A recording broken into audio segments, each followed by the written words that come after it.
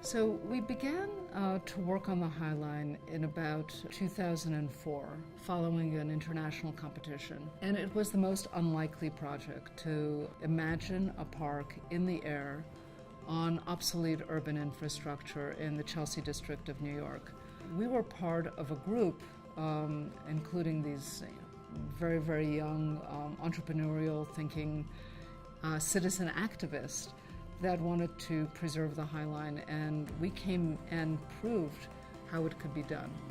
We sold the project by basically telling the government that we imagined 300 to 400,000 people a year would visit it. So that was a real understatement. Now that we look back, last year there were more than 7.5 million people that were on the High Line. So the question is, well, why was it so popular? What happened? And I think that we touched on something that we could not predict before. It was a convergence of the desire of the public in cities to leave work, to be able to have downtime, to leave their devices. The High Line makes a special place for people to be unproductive, a place to actually do nothing. The other thing that we touched on, which was a little bit unexpected, was by using this obsolete piece of infrastructure, we were responding to something much broader. We have limited resources on the earth. We're constantly thinking about adaptive reuse.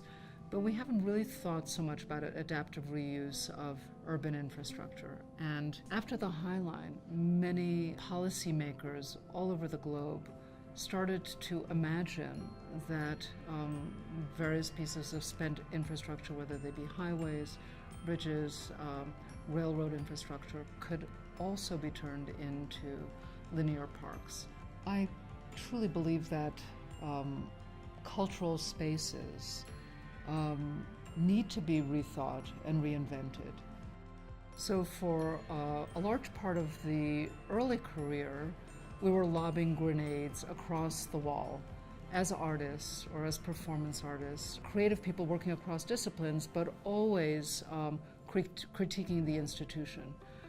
At some point, we were asked to actually design the institution, imagine it, invent it.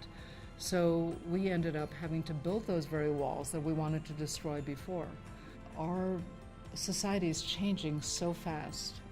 The way we work, the way we play, the way we communicate is so different than it was even 10 years ago, that our institutions really need to keep up with that and to make room for artists to be able to speak in new ways to new publics.